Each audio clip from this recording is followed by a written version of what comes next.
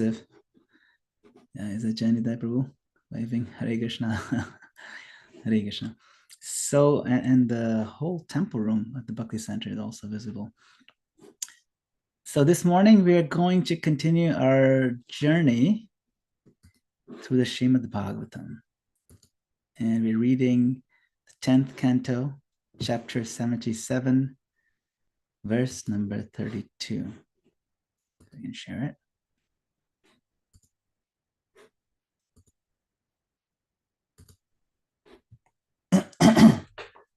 Om Namo Bhagavate Vasudevaya. Om Namo Bhagavate Vasudevaya. Om Namo Bhagavate Vasudevaya.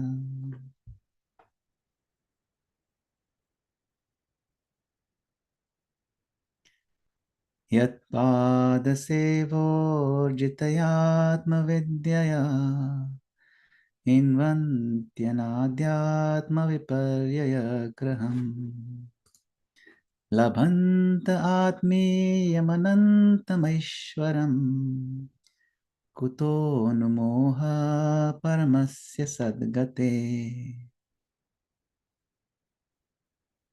Translation and purport by followers of His Divine Grace, A.C. Bhaktivedanta Swami Srila Prabhupada, Srila Prabhupada Ki Jai.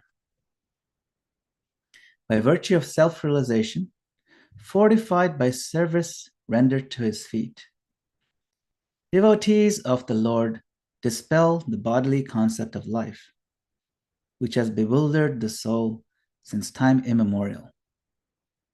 Thus they attain eternal glory in His personal association. How then can that supreme truth, the destination of all genuine saints, be subject to illusion?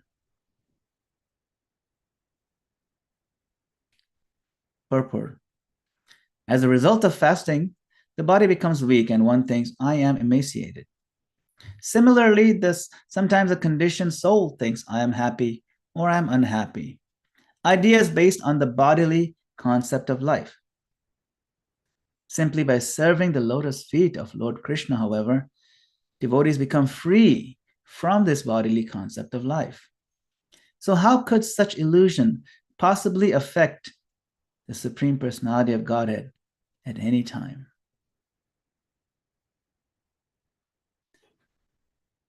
Om Jnanatimirandasya Jnananjana Shalakaya Chakshurunmitam Yena Tasmai Shri Guruve Namaha. I offer my humble obeisances unto the lotus feet of my spiritual master, who has opened my darkened eyes and filled my heart with transcendental knowledge. I further offer my obeisances to all of you assembled Vaishnavas and seek your kind blessings and permission that we may recite Srimad Bhagavatam with you. So thank you once again for joining.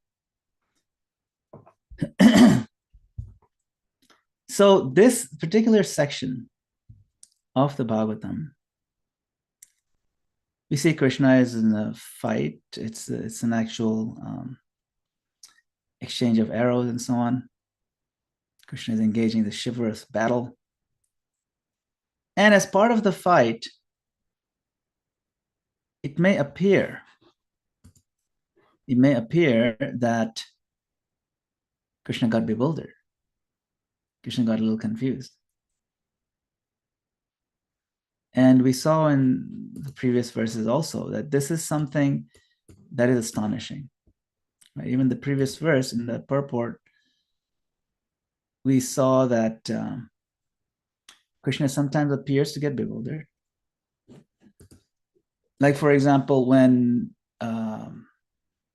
the cowherd boys got kidnapped, right? The Lord, for a moment, felt, oh, where did they go? Like, how is that possible? You know, but in Krishna's Leela, this sort of thing can happen. It's hard for us to understand, you know. And these ideas of grief, illusion, attachment, all those, these concepts, these emotions, these experiences, they also appear, or they are exhibited by the Lord. But that is transcendental. Everything we see in this world has its origin in the spiritual world, including things like fear. We see in Krishna's pastimes, even Lord Ram's pastimes, when Sita Devi was kidnapped, he was exhibiting a type of lamentation. Where did she go? And it's not that the Lord didn't feel these feelings. These are genuine feelings, because that is the real world. What we experience here are perverted reflections, temporary. So what we experience here is not really the real world. It's not permanent. It's not really who we are. See? So, sometimes someone tells us, oh, you're just so absorbed in your Hare Krishna books and your kathas and learning about the pastimes and so on. Come back to the real world. No, no, no. What they're saying is come back to the illusory world. Come out of the real world. But we don't want to come out of the real world. We want to stay in the real world. Of course, for us to function in order to share the glories of the Lord with those of us who are in the illusory world, we have to then step into the illusory world. That's why we hear that the highest or the purest devotees like Srila Prabhupada and the really great devotees who are Uttamadhikaris, they have to step down to the level of Madhyamadhikari so they can interact with us mere mortals. For the function of the sharing of Krishna consciousness, the function of waking us up. For the function of waking us up, Srila Prabhupada has to step into this room of snoring slobs, that way just has to kick us and wake us up. Otherwise, why would he hang out with, step into this smelly room? But he does that out of his mercy. So the real world is Krishna's pastime. The real world are the feelings of the Lord. And it can be quite confusing for us. Even great devotees get confused when the Lord does certain things, and they get put into illusion. Right? The very first verse of Srimad Bhagavatam, Tejo Vari Madam Yatha Vinimayo Tratir Sargam Risha. The Lord, when he does things, it's hard to understand. It's like the fire seen on water, water seen on fire. It's illusory. Muhyantiyat suraya. That even the greatest of the great souls sometimes are bewildered. So the opening verse of the Srimad Bhagavatam give us some clue of what's in store for us, this Muhyantiyat suraya. And that's what we're seeing in today's verse.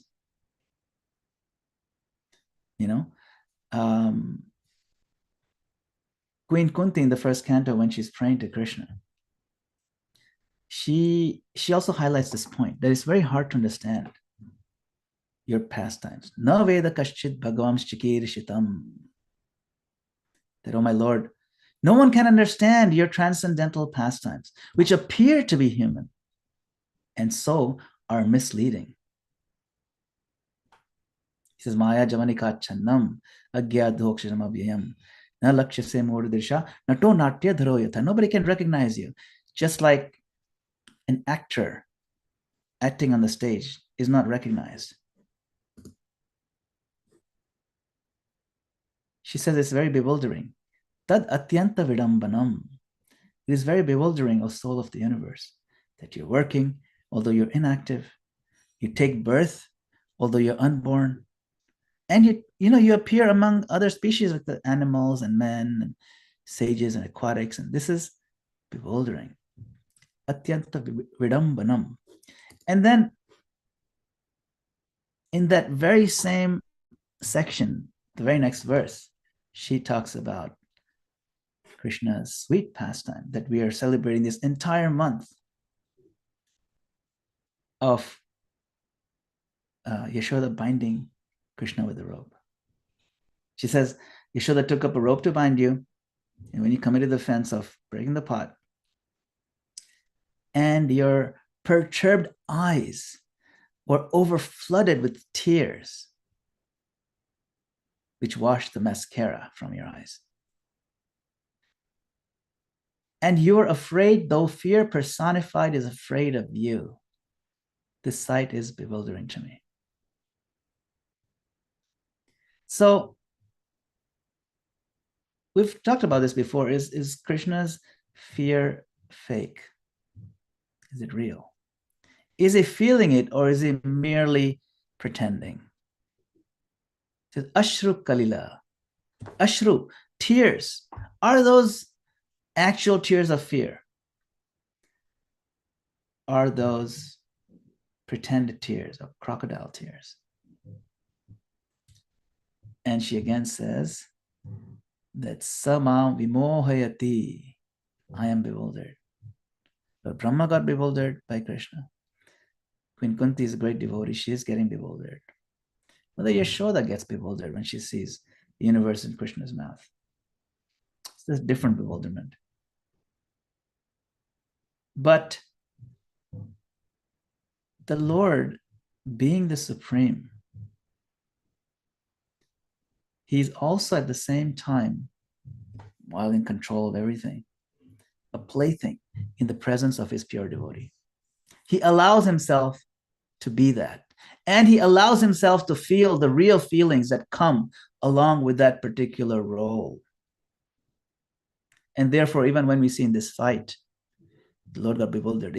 He allows himself to do that, to really get into, it's beyond getting into character. It's hard to understand, which is why Queen Kunti says, Atyanta Vidambanam. We may try, she gives analogies and we may try to understand with those analogies, but analogies can only go so far to understand, why is the Lord doing this? Is it real? See? Rudantam muhu netra, yugmam murjantam, karamboji yugmena satanka netram. That we sing this every night, that the Lord, as Damodar, is crying, and his eyes are filled with terror. Satanka. Atanka means terror. And he's not just regular old fear. And Queen Kunti is saying, fear personified the fear of you, and yet you're so afraid. And I could see that. So generally, the Lord is worshipped in a reverential attitude. But he is very pleased when the devotee, out of affection, considers the Lord to be less important than himself. So this Goloka pastimes are exchanged in that spirit. The friends, they don't consider him someone different. He's one of them. So this is the sweetness and what we call the sweet paradox of the intimate pastimes of Goloka that Krishna exhibits in the spiritual world, and he also exhibits it in the material world when he comes down here. See? So the bhakti path is actually the easiest. Why is it the easiest? Because one can naturally get into the feeling. For example, Mother Yashoda feeling motherly love toward Krishna. Any one of us who have that feeling, it's natural for all of us to have some kind of parental feeling. That can be easily extended to Krishna when we see his sweet pastimes. Now, it can be confusing, and it is intentionally confusing for those of us who want to remain selfish and have one foot in the material realm and try to get into the spiritual realm. It doesn't work like that. So it's really only confusing for those of us who don't want to give up that selfish aspect. So in that sense, it's not theologically inconsistent. This is Jeffrey Ackler's question. It is not theologically inconsistent. It's just bewildering for those who want to have, who do not want to give up the world of bewilderment. See, if you're ready and eager to give it up, which is actually a very simple thing to do, which is why it's the easiest of paths. It's very natural. You see, as living entities, we can take shelter of one of two energies, and we have to necessarily take shelter of one of two energies of Krishna. And Krishna describes them in the Gita. One is called the Mohini Prakriti, the bewildering energy, and the other is called the Devi Prakriti. He says, Mahatmanasta Mam Partha, Devim Prakritim Ashrita. Those are great souls. They take shelter of the divine energy. So, in the divine energy, the bewilderment of the material world is gone. This confusion that I am this body and I can enjoy separately from Krishna is completely eradicated. But in the Mohini Prakriti, when we are under the illusory potency of the Lord, then we will always get confused. So in this month, we also explore some of these pastimes of the Lord that can be bewildering. Lord Brahma was bewildered by it. So I'll share some of these sweet pastimes that we've been discussing in this month. And in particular, yesterday was a special day. Yesterday was the day of Gopashtami. So we celebrated that. And we had a nice class here this morning, yesterday morning, by I think Karuna Nimai Prabhu, and he kind of touched upon some of the sweet aspects of it. So I will bring up a few of the points and highlight how the sweetness of the Lord can also be bewildering. How is it possible the Lord does these amazing things and still be such a powerful person? Who is this bewildering person? So Krishna, he appears in Vrindavan, right? Actually, he appears in Mathura. So this is the 12 forests of Rajdam, this map. And the Lord, he wanted to touch every spot in Rajdam with his lotus feet. So in the 12 forests of Rajdam, the 5 of them are to the east and 7 of them are to the west. Right? So he started out with Mathura, it's right in the middle here. He took birth there, then he moved to Gokul, which is across the river. His father moved him there in the basket. You've seen that picture. And then after that, they moved, they had more pastimes, right? So from Mathura to Gokul, when he was born. Then in Gokul, he did a bunch of things. He killed Putana. He killed the Shakadasur demon, the Trinavat demon. You remember this pastime we were celebrating every day. This is again the sweet paradox of the Lord. These two fellows, Nalkuvar and Manigriv, were bound up for thousands of years as trees. They're tied up.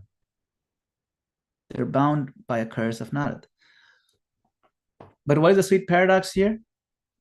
That the Supreme Lord, who himself was bound up, even while he was tied up, freed these souls. And even after he freed them, he was still bound up. See, and we celebrate that. We call him Damodar, the one who's tied up by the rope around his belly. And he continues to free all of us who surrender to Lord Damodar. His arms will be tied up, his belly is tied up. But when we think of him, just thinking of him in that form will free us from all miseries. In fact, the freedom of that from those miseries is so complete and so thorough that we don't even care to be free from the cycle of birth and death. Because even when we are here in this material world, the sweetness that emanates from this pastime is enough, is more than enough, and more than compensates for us not being, quote unquote, liberated, because that's the liberation. That's why we pray, Varam Deva Moksham, na moksha vadim va, na chanyam vrineham vareshadapi. I don't care for any other liberation or any kind of boon besides seeing your beautiful form in this Damodar Leela in my heart. Birth after birth. So that's how amazing Krishna's paradoxical pastimes are. In all of existence, there are only two categories of activity. One is called karma, and the other is called lila. So whatever we do on the materialistic platform, selfish platform, is called karma. And all the activities performed by the Lord are lila. Lila means the play of the divine. And anyone who enters into that circle of the Lord's activities with the pure intent of pleasing him, serving him, also enter into the circle of lila. So the activities of a pure devotee are also known as lila. Therefore, we have this book, Srila Prabhupada, Leelamrita. What Srila Prabhupada did, all that he did for the Lord, his whole life, that's lila. That's an extension of Chaitanya Mahaprabhu's lila of spreading Krishna consciousness all over the world. He is the general. That is lila. It's not karma. There's no karmic reaction. Right? The Lord confuses his mother for a moment. That's lila. Right. So all those things happened in Gokul, although the pastimes when he was a toddler. Then the inhabitants of Gokul said, "Oh, it's kind of dangerous here. All these demons are coming. Let's go across. Maybe it's safer in Vrindavan." So they packed up and moved to Vrindavan. And Krishna starts growing up. And one day, Krishna is being bathed by Mother Yashoda. And he says, "Mother Yashoda, from now on, I'm going to bathe myself. I'm going to decorate myself." So he started decorating himself, he bathing himself. Mother Yashoda is wondering, what's going on? Why is he doing this? And he says, "I can do everything on my own strength. I am independent now. I'm a big boy. I don't need these things for you to do all these, bathing and all that. I can't be, going around with no clothes in front of my mom." He wanted to prove that he's ready to be independent and he's ready to take charge of the full-grown cows. That's the Leela of Gopashtami we celebrated yesterday. So he started showing his independence. Although he is the only real independent being in all of existence. Again, the first verse. Abhigya Swarat. All of us depend on him for our existence. And yet here he feels the need to prove that he is independent enough to wear his own underwear, to bathe himself. Why? This is Leela. It's mind-boggling. Why does he need to prove anything like that? But this is the sweet bewilderment of the Lord's pastime, because he captures our hearts. He captures our imagination. Remember, both the energies of the Lord are bewildering in one sense. But one bewilderment, the Maya bewilderment, degrades our consciousness. And when we enter into the circle of Leela, it's a bewilderment of play where Krishna is smiling. And that bewitching smile captivates our heart. And we can't process it. We can't understand what's going on. That bewilderment is very much wanted. We want to be intoxicated and confused because it's love. Love predominates. So one of the reasons he started dressing and bathing himself is that he wanted to prove to Nanda Maharaj that he's ready to take care of the cows. Otherwise, Nanda Maharaj will say, "Oh, yeah, you can't even put on your own underwear. How are you going to take care of the cows?" So he started doing that. He's building up his resume. He wants to. So another reason why he starts pushing for this, the taking care of cows, was he wants to show the glory of love of cows. His name is Gopal, Govinda, the caretaker, the lover of the cows. And he wanted to glorify the cows. We worship the cow because Krishna loves the cows. If Krishna loves sheep or goats, we'll be worshiping them instead. But somehow he loves the cows. He loves them so much. He loves them so much that he named his home after them. Sometimes people name their homes after what they really like. His whole planet is called Goloka Vrindavan. It's a planet of cows. This is what he loves. We worship Tulsi, we worship Yamuna, we worship Govardhan. and we worship cows, all because Krishna loves them. So that's one of the reasons why he performed this pastime of Gopashtami. Another reason why he starts, pushing forward, he wanted the Vrajavasis, especially the gopis, start getting used to not seeing him day in, day out. So the separation, the sense of separation, it intensifies the love. And so now the gopis are really heartbroken. They don't see him every day, especially during the day. He would come and steal their the butter and break their yogurt pots. But now he's gone from the morning. He doesn't come back till the evening. And they're eagerly waiting. When the sun is about to set, they all rush to the edge of the town to look for that cloud of dust being raised by the 900,000 cows. And then they get some peace in their heart that Krishna is coming now. So one time Krishna, he said, Nand Maharaj, I need to come with you to the forest to see how you graze the cows. And so Nand Maharaj took him on his shoulder, took him around. And when he got back, Mother Yashoda got really angry at Nand Maharaj. How can you take Krishna? It's so dangerous, Nand Maharaj is saying, what do you mean? She said, it's like there's like wild animals there. And what if he got hurt and things like that? What if he gets the wrong idea that he can take care of the cows by himself? And so she was really giving the sauce, And then Maharaj just kept quiet and didn't say anything. Sometimes you just have to keep quiet, So that night, Mother Yashoda, she gives Krishna his glass of warm milk in a silver cup. And Krishna is upset. He said, I don't want to drink any milk. What do you mean? Well, this milk has come from cows, and I don't want to be a freeloader. I can't just drink this milk like that without serving the cows. I have to pay her back. The only way I can serve is start, grazing them myself, taking care of them during the day. I have to do some go seva. Otherwise, I don't deserve to drink this milk. She said, okay, you know what? Just drink it for one more time and we'll talk about this tomorrow.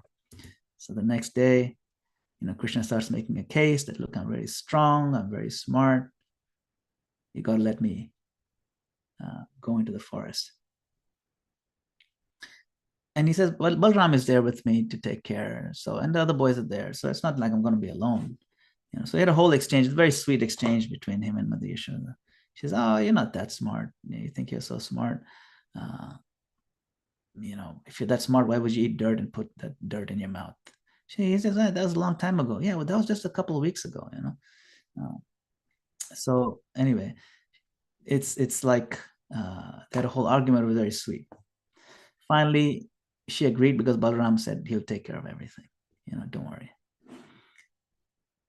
So she says that, okay, I'll put on this Narsimha Kavach around you, this necklace with Lord Nrsimhadev's prayer on it, and that'll protect you. And may Lord Nrsimhadev always protect you. Now just think about it. This is again the sweet paradox. Keshavadrita Narahari Rupa. Krishna, this little blue boy, he's the origin of Nrsimhadev. And yet now she's saying, make sure you pray to Nrsimhadev to protect you. You see?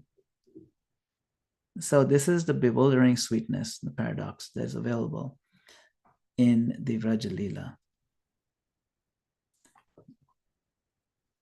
So this Leela continues on and on where, Mother Yashoda says, okay, we have to find an auspicious muhurta, auspicious time. You can't just do anything willy-nilly, especially important things like this. You have to calculate the right astrological moment when it'll be good luck for us to start something this big. So then Krishna goes to the Brahmana and says, okay, Brahmana, Panditji, tomorrow morning you have to show up and you have to explain how the muhurta for me to start grazing cows is tomorrow. The Brahmana was like, hey, you can't just do that. You got to calculate these things, So then Krishna said, okay, this Brahmana is being a little too smart.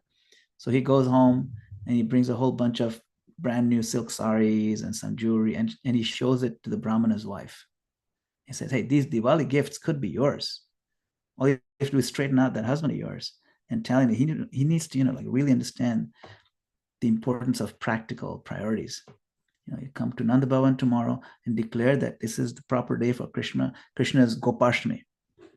So the next day, Panditji shows up at the house and he says, according to my calculations, the only practical muhurta for Krishna to be a Gopa comes after 10 years.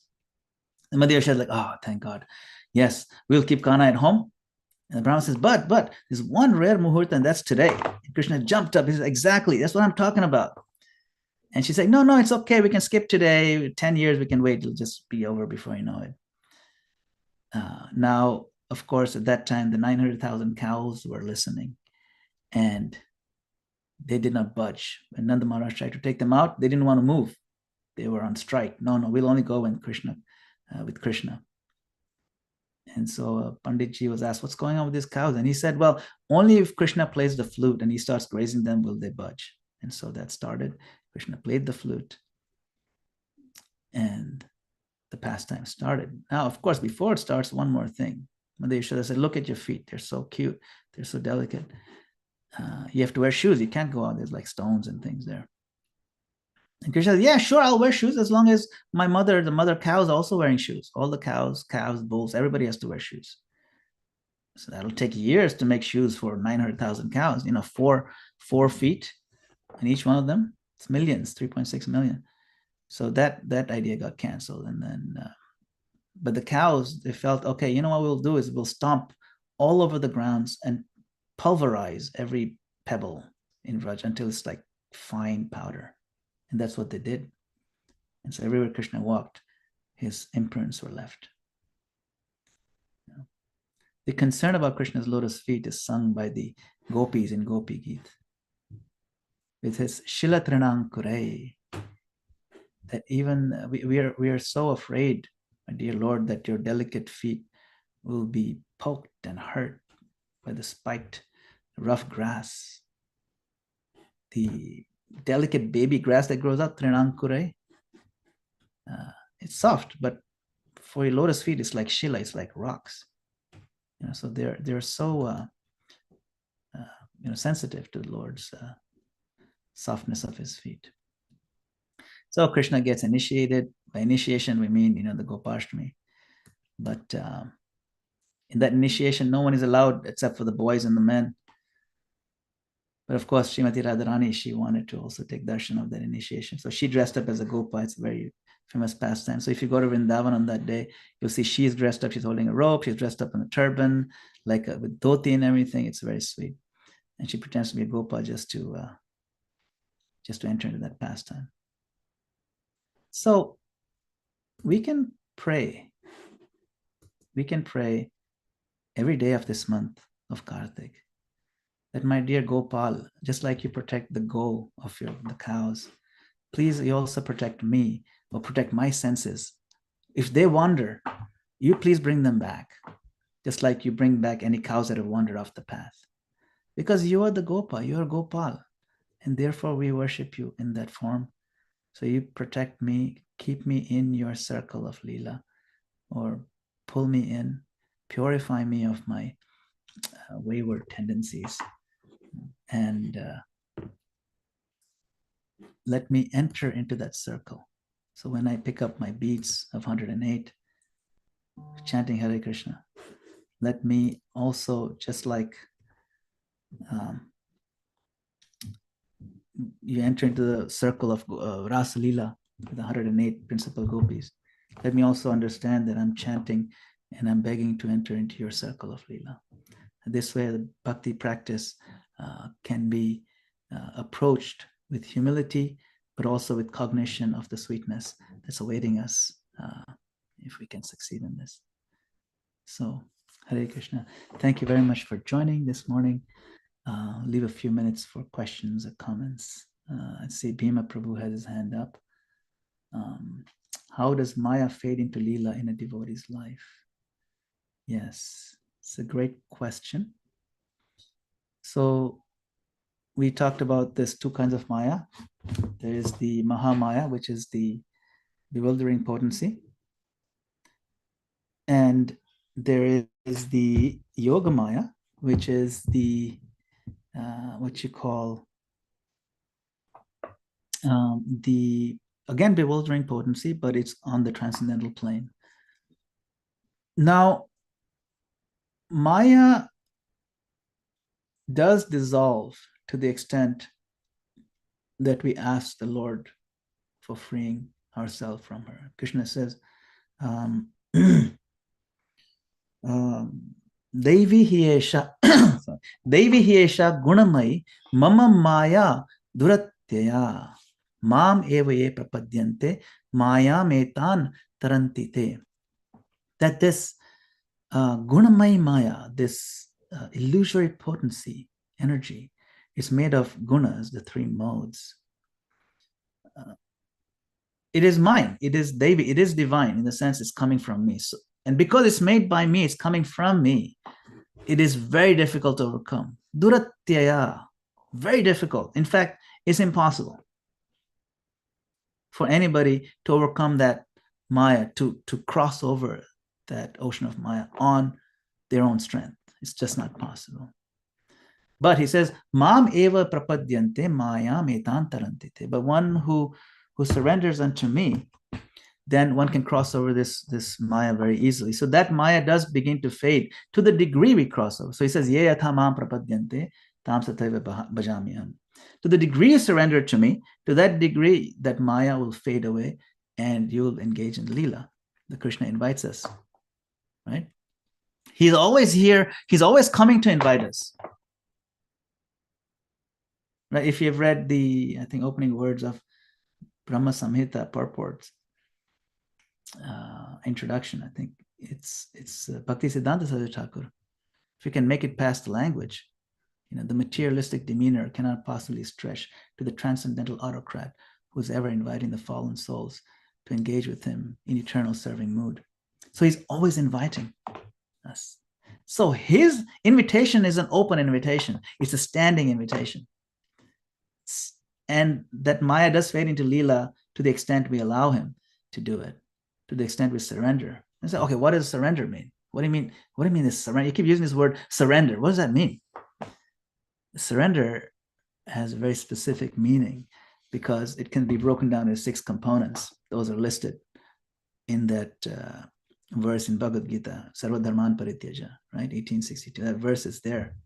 And Prabhupada in the purport lists the 6 components of surrender. Taking up things that are favorable to Krishna conscious growth, giving up things that are unfavorable, having a sense that the Lord is going to take care of me, he's going to protect me, and having a sense that, my Lord, I belong to you, you belong to me, and so on. So those 6 things, if we can apply them, identify how much we're progressing on each one of those, we can measure. You see, we can measure. But he's an autocrat, always his way? That's a good question.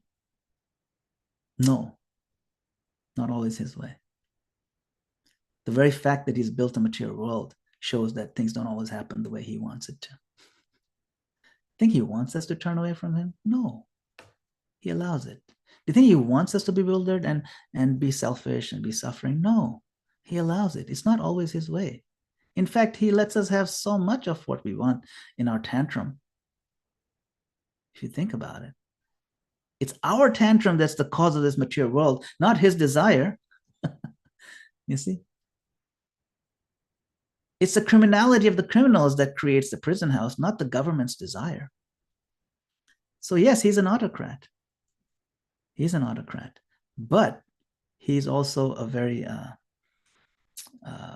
let's just say he lets us indulge in our freedom, because that's the nature of love. You can't have love without freedom, So thank you very much, Bhima Prabhu. Great questions. We got a nice comment here from Karthik Prabhu. We're not so much into divorcing, but he's recommending we divorce Maya, marry Leela. Yeah, that's a good divorce. Sure, definitely. I mean, of course, obviously, you're not talking about the lady called Maya and the lady called Leela, I'm assuming over here. Divorce Maya, marry Leela. We're talking about the concepts. So thank you, Karthik Prabhu. Yeah. I mean, if you're married to somebody whose name is Maya Mataji, I wouldn't recommend that. Okay. Yes. So thank you very much. Anybody else have any other comments, reflections, questions? Please share.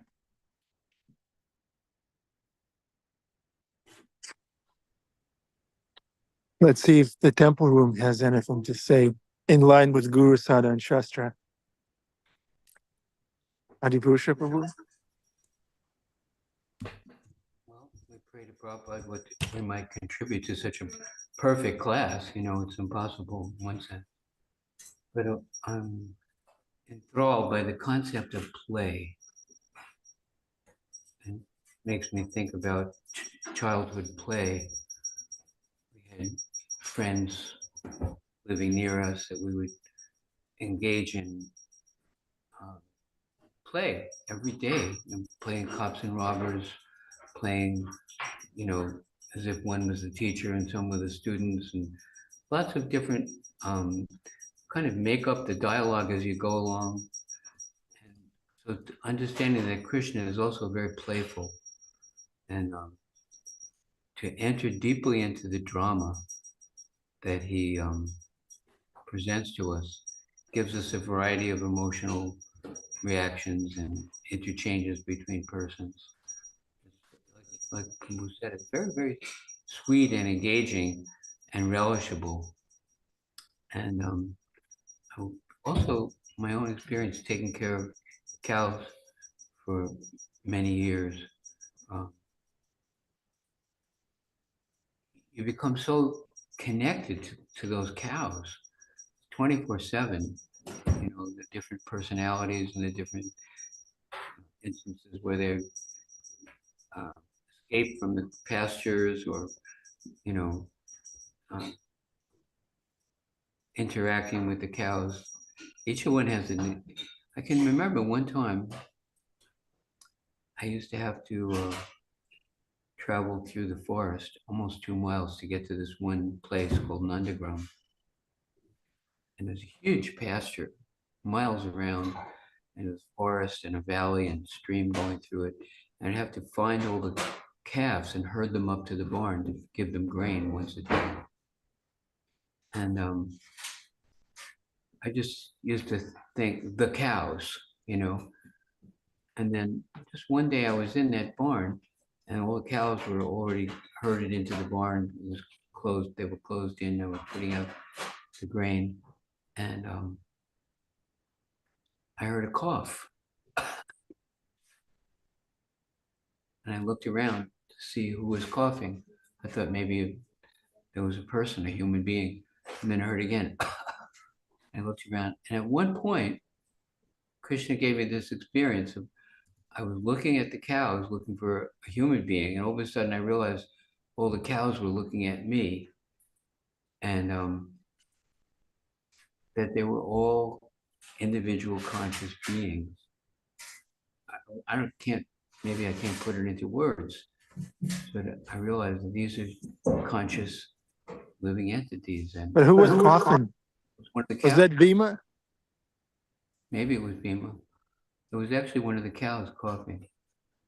But the play um, with our friends and with the cows, it's actually very, very rich with the oxen. You can't just put any two oxen together. They have to be compatible in strength and temperament, and training them up from when they're very little.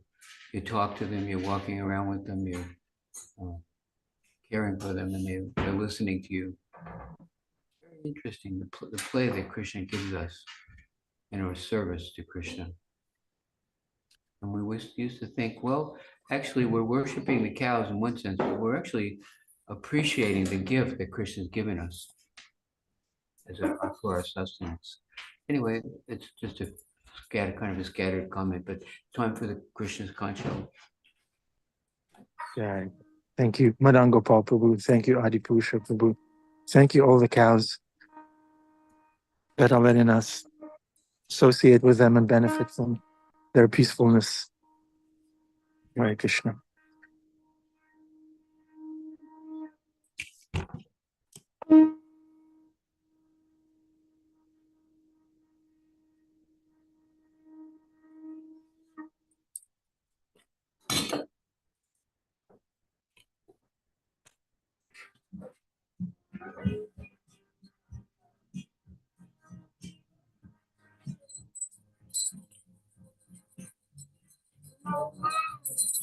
Shri Radha Bolida Gora Jancha Savana Ki.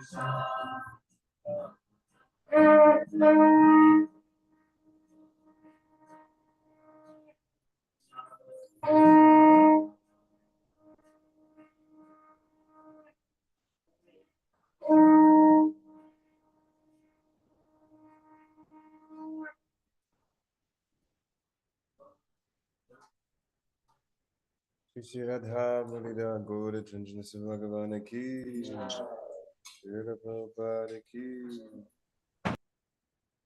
Hare Krishna, welcome to the Afterglow. So nice to see you, your bright faces, dear devotees. Thank you. I was thinking when Madan Gopal Prabhu was glorifying the cows in service of the cows, I was thinking of places like Gitanagari, New Vrindavan.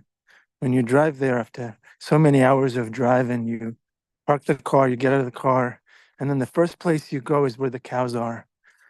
And then that's what I do. And then after petting the cows and being pacified by their presence, I go to the temple, pay obeisances to the deities, to Srila Prabhupada, to Bhakti Tirtha Maharaj. But cows come first.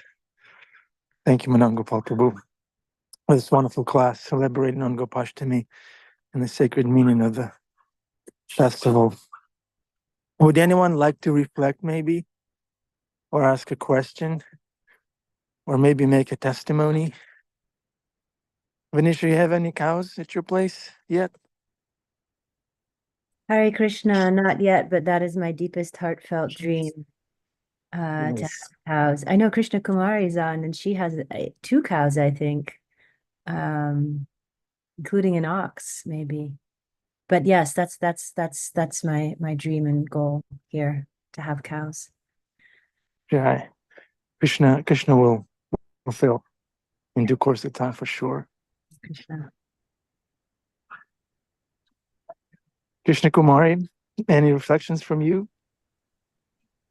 I'm just so grateful to be in this association. It's like all the relishing.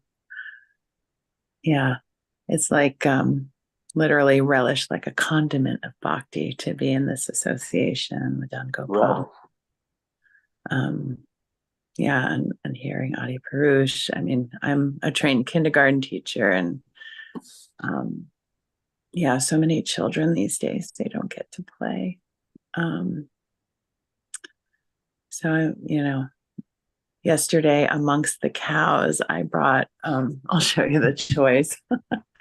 I brought 4 wooden cows, and I made little, like, gave the kids strings to put harnesses on Nice. them. And then my daughter, when she was 6, her first knitting project, Adi Purush would like this. She knitted this, just a little square, put bells on it. And so yesterday, Janani Vas, who's a part of this community, his kids, and this little boy my daughter watches, whose now little sister's name is Lakshmi, they were running around hurting each other. And like at the same time, my daughters and others were learning the commands for training Madhu with the most wonderful devotee, Keshi Marjan from Gitanagri. He traveled here. And it was just like so amazing. Like before he came, I'm like, come on, Madhu. And then he comes and it's just like, you know, Madhu, and like just seeing like, you know, Madhu has all this ability. It's just, I didn't know how to harness that ability. So, yeah. So the children were playing cow herding and the adults were trying to learn. Stop that. Cows are just amazing. In fact, I was just at a Goshala in Kenya just a couple of weeks ago, and I have a short video clip if you want me to share it. Is that okay? I can share. Yeah. I can share my. It's just a few seconds, but we got to feed the cows on Ekadashi. This is like the last Ekadashi I was there. Let me see if you can see this. Okay, if you can hear it. Hare Krishna. So we are at the Krishna Balaram Goshala with all these lovely ladies here. So these mother cows, and today is Ekadashi, so you get billion times more benefit of feeding the mother cow on Ekadashi. So they're going to feed these special laddus. These are special laddus. I feel like eating them, but first I should feed them. Hare Krishna. Go Mata ki jai. You need to push it in the mouth. Yeah, push it in the mouth. Push it in, huh? This one. Okay, go in. There you go. Okay, hungry. Jai Maya. Licking me. This guy's licking me. Give this guy the back here. This one. Hare Bol Ma. Tum bhi khao. Achha. Anyway, it was a very sweet experience, and we had like 100-something cows there. The Krishna Balaram farm in just outside of Nairobi. It's quite a unique experience. Yeah. Such a nice video. Such a therapy. Yes. Just to watch that licking and those loving exchanges. Thank you, Madan Gopal Prabhu. That's a huge project. Unbelievable. 100 cows. Yeah, like 150 or something. It's like. And they all have devotional names. Yeah. They all have devotee names. They're all devotees. They give a lot of milk also. They give about 400 or 500 liters a day, which is like a little more than 100 gallons a day. And they go on daily basis to our Nairobi temple and the deities, and it's really nice. So, yes. Great. That's Srila Prabhupada's culture in action.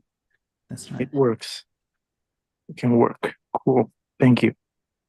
Hey, Madan Gopal Prabhu, any concluding remarks for us?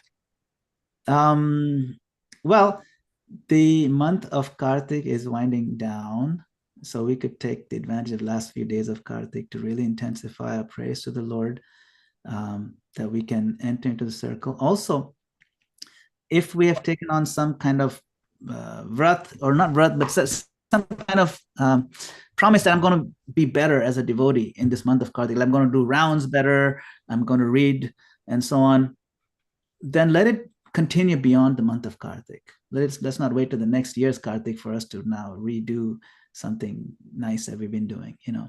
So I know some devotees who aren't chanting any rounds started chanting this month. Those who are chanting maybe 5-6 rounds started doing 16 rounds or whatever. And so I can request those devotees to stick with whatever you've tried to prove to yourself, that yes, I can do it, to be more Krishna conscious, and keep doing it the rest of your life, and let the momentum keep going. And if you have not taken out a vow, that's fine also, but you have last few days to recommit to Krishna, that my dear Lord, you know, I recognize that I have committed to enjoy selfishly away from you for many lifetimes. I want to now change that commitment and commit to you, or at least commit to the path of coming to you. And please give me the strength. Please make sure, please bless me with the association of progressive devotees, and please keep my the cows of my senses under your care, so that I may serve you and be the way you want me to be. This nice prayer for us to have offered to the Lord in the last few days of Kartik. The Kartik is ending this week, and let every month be, in that sense, Kartik in our hearts. Hare Krishna. Thank you, Prabhu. Just what I needed to hear. Thank you. Thank you. Hare Krishna. So we'll see you next time. Shri Prabhupada ki jai. Hari Bol. Srimad Bhagavatam ki jai, Madan Gopal Prabhu ki jai. Samveta Bhaktivinoda ki jai. Hare Krishna. Isaiah, get down here. Okay. Signature Hare Krishna. Nice. Hey, whoa, Nice, that's a good one. nice. That's a good one. Thank you, Isaiah. Thank you. Okay, Hare Krishna. Hey, well, see you next time. Shri Prabhupada ki jai.